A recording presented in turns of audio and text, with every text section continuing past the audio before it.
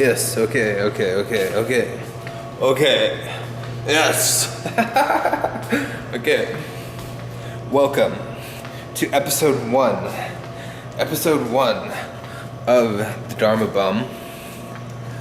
I am the Dharma Bum, using both, in some sense, both Hindu and Buddhist understandings of the meaning of the word, or Buddhist and Hindu usages of the word dharma. Yes, so let's keep going. It'll just all become clear. Yes, okay.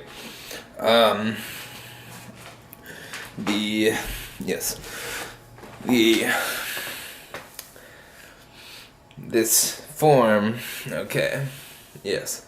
Many forms exist on this, I guess it's a rock or something, this planet. Many forms, and even more forms exist in the mind. Yes.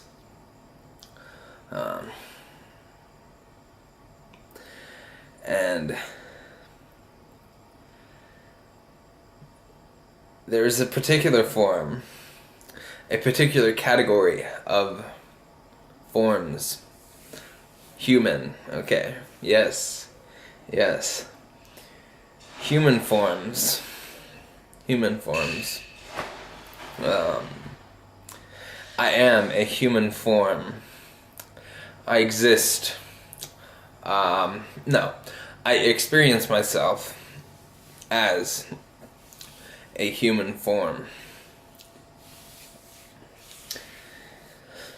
It is quite an interesting experience, as you can probably attest to yourself, assuming that you are a human form, which is an assumption, of course, a dog or something could be watching this, right?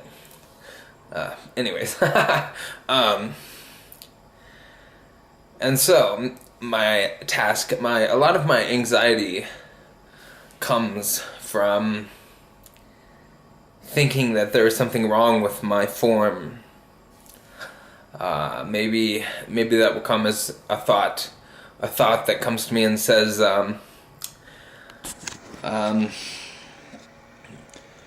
oh, you're not thinking in the way that you should be thinking, right?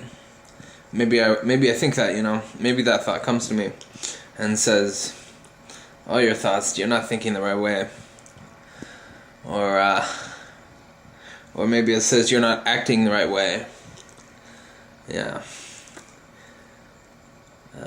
But it all traces back to this idea that I'm not forming correctly. That is, I guess, the verb form of the word form. Oh, that was trippy. I'm not form-ing correctly. I'm not, my form is not, forming correctly, right? And there's also this notion that I'm in charge of my form, okay? There's this idea that I own my form. I own this body, I own this mind, it belongs to me, and I'm responsible for it.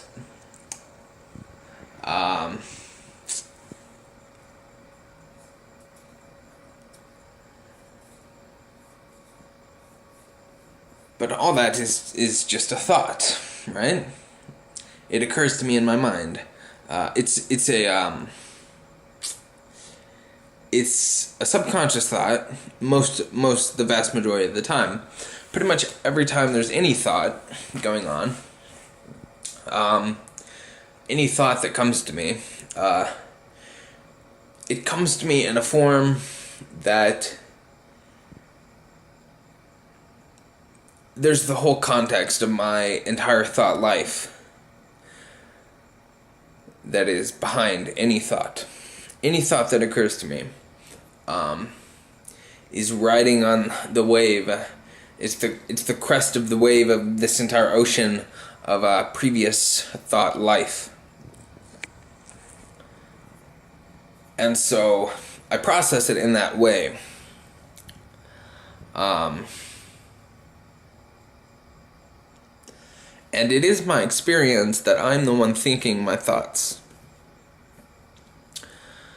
That is a universal experience of human beings. Is that the particular human form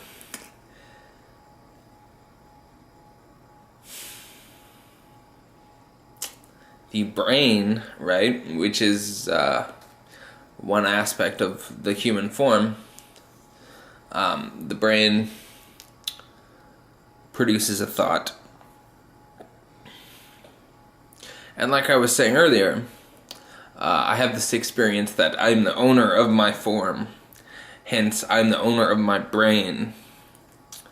Hence, I'm responsible for the thoughts that come out of my brain. Hence, I'm the one thinking my thoughts. Okay? And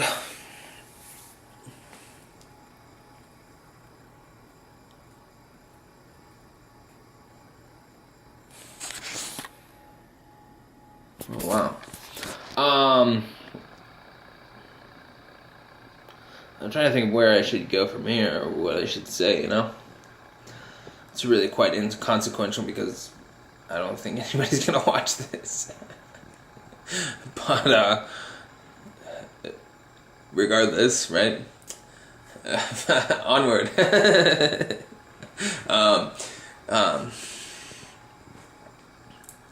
But who is the thinker of the thought? If I am the one that thinks my thoughts, who is that? Because if I'm the thinker of my thoughts, then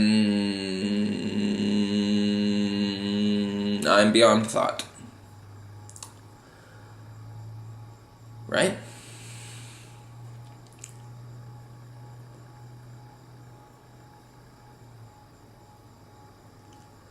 To whom does my mind report its thoughts? Because that is part of my experience too, that there is some sort of entity that is me, right? And this entity is, the mind reports its activity to this entity, which is me, right? And I have begun to look at this question with the help of some masterful spiritual teachers on the internet, on YouTube, right? YouTube spirituality. No, just kidding. But there's actually a ton of good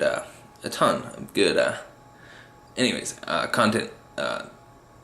Like it's not cheaper because it's on YouTube, you know. Anyways, but I was kind of making that joke. But yes, I've been exploring this question for a little bit now. I've been trying to, basically what I've been trying to do is to experience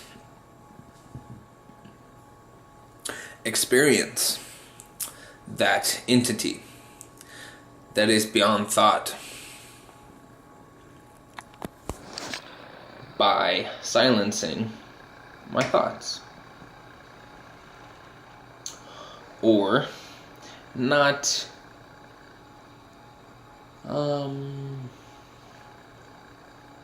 not getting tangled up in a thought when it comes, just letting a thought pass, you know, etc.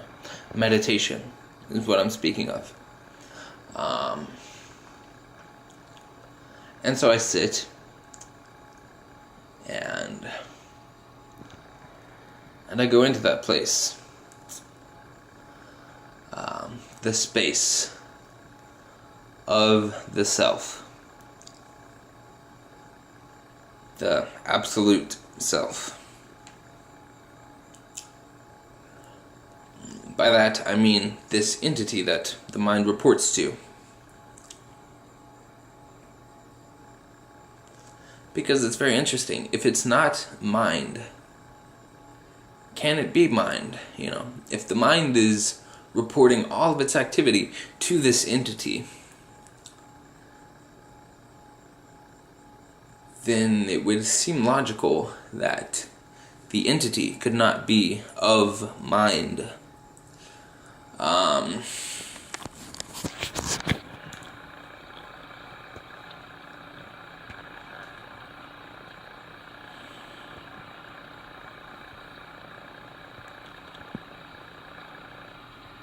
And if the entity is not of mind, it's not made of mind, it's not a mental thing, it's not, whatever, right? If it's not of the mind, and it's not of the body,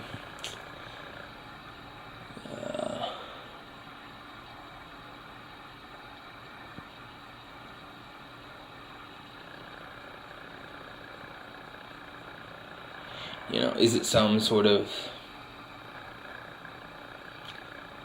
brain thing, then it may be part of the body. If it is, say, a part of the brain or a function of the brain.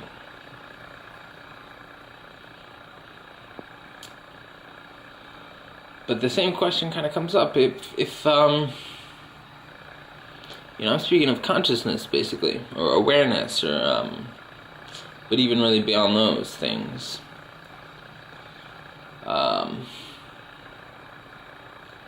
If awareness or consciousness is maybe that's part of the brain,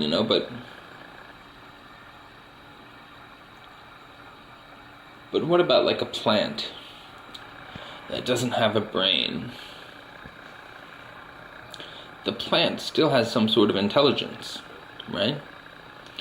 Because it begins as a seed and then takes some water and soil and nutrients from the soil, and and the seed knows how to grow. It knows what to become.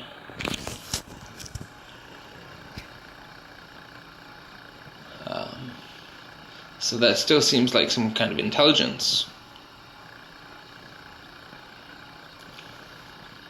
Without a brain. And there seems to be something there. Life, okay? The plant is alive, right? We all know that. It's scientific, right? Plant, the tree, whatever. It's alive.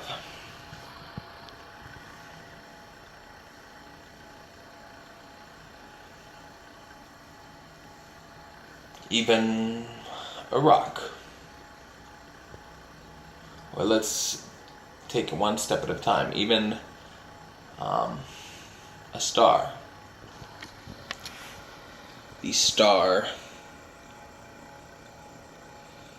knows how to burn.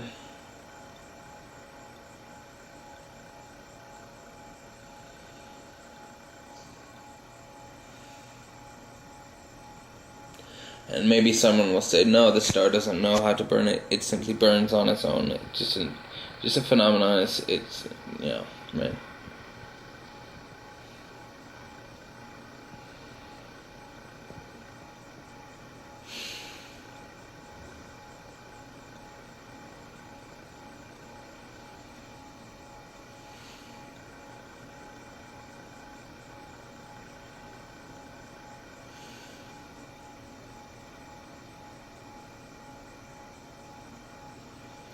But that phenomenon has to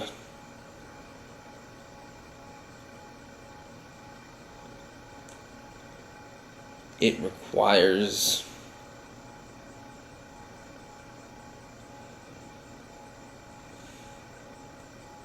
information in order to happen.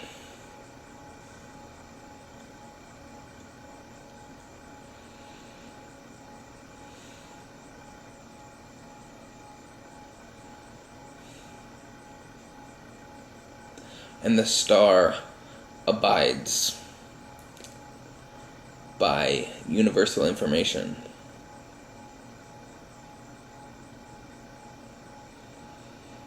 And the whole universe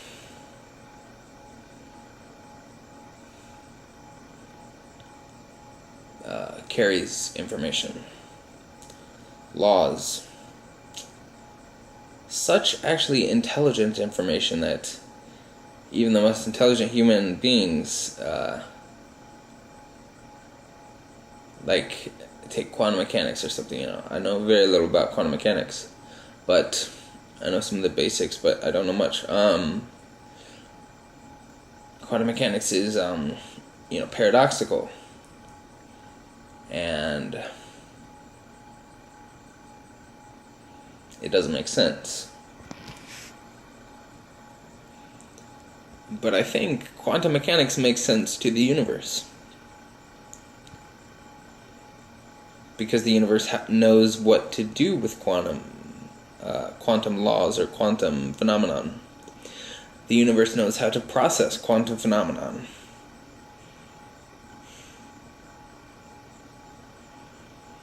Even though quantum phenomenon is illogical and paradoxical and everything like that.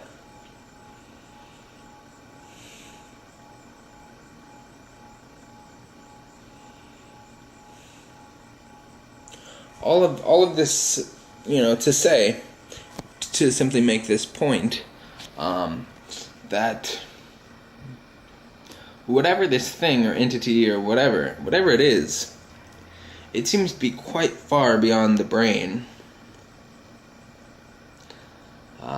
And I haven't really even, I haven't elaborated too much on how far beyond the brain it is.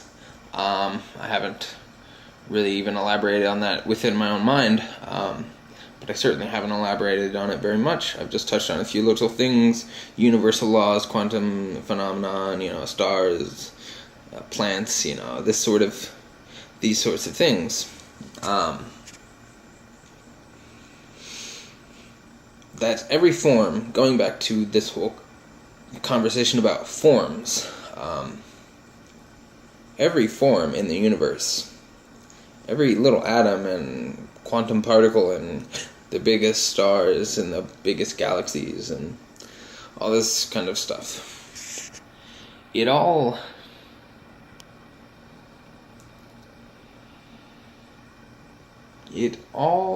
every form, humans, bears, grizzly bears, whatever.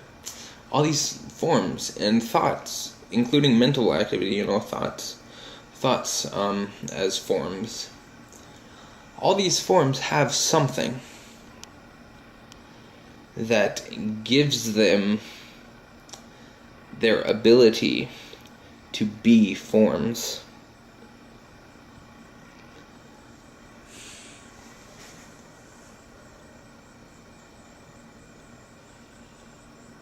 And whatever that thing is, that source, I'm speaking now of the source of forms, or the substance behind each form.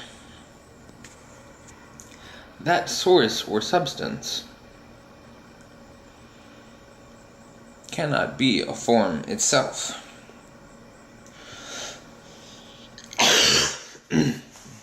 Because if it was some sort of form itself,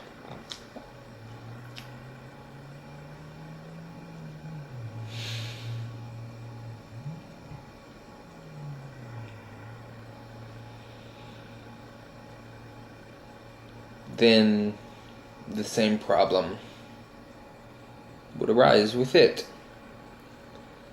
That is, how does it form? How can it form? How can it be a form? How can a rock be a rock? How can a rock be a rock?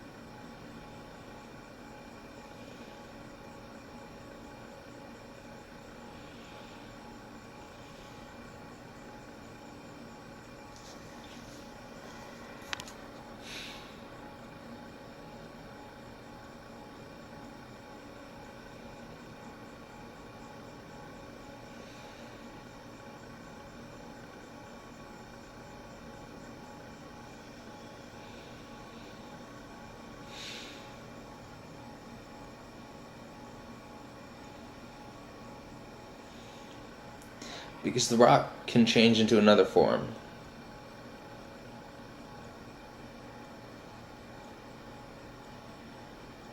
The atoms that compose the rock, they can disperse and change into some other form.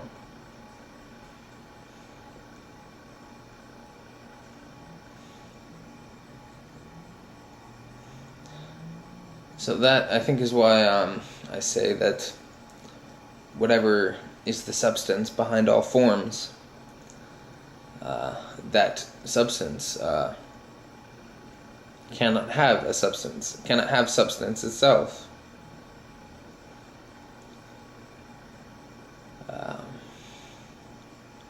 It cannot have form itself.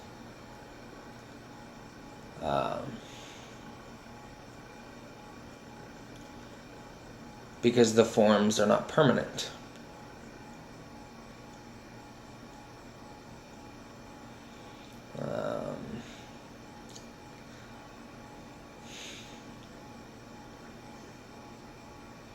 The forms come and go, and they take on different forms. One thought turns into another thought. The way I used to think about something changes into a new way of thinking about something.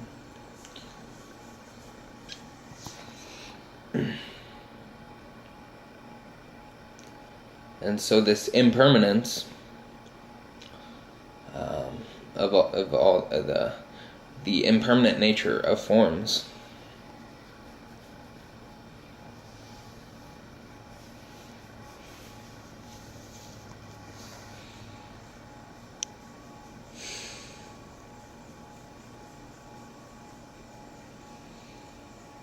but here's the thing, not wholly impermanent, or else everything would just change all the time, right? At the speed of light, and nothing would, a rock would not be able to be a rock.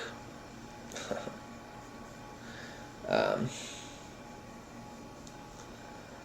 so this is why there seems to be some sort of balance, some sort of play, some sort of interaction between the substantial and the insubstantial, or unsubstantial, or whatever. The form and the formless.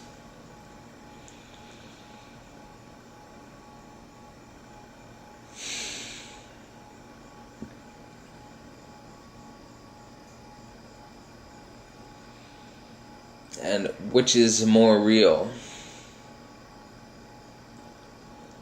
If someone were to ask you that, what would you say? Which is more real?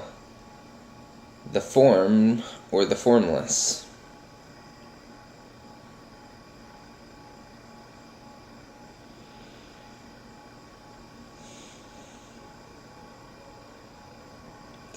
And so, with that question, maybe that gives you something to meditate on. You know, the difference between the form and the formless, and which is real, the form or the formless. The formed or the formless. Which is real? That is the question. The food for thought from episode 1 of the Dharma Bum. I'm the Dharma Bum, and I'm glad to be bringing you this. It's been a privilege and an honor to bring you this content, this video content. So, have a nice day. Thank you for watching. If you made it to the end of this video, especially, thank you for watching. Because a lot of work went into this video. A lot of, you know, whatever. But in some sense, I'm just parroting. No, whatever. Alright, see you later. Peace out, peace out, peace out. Bye.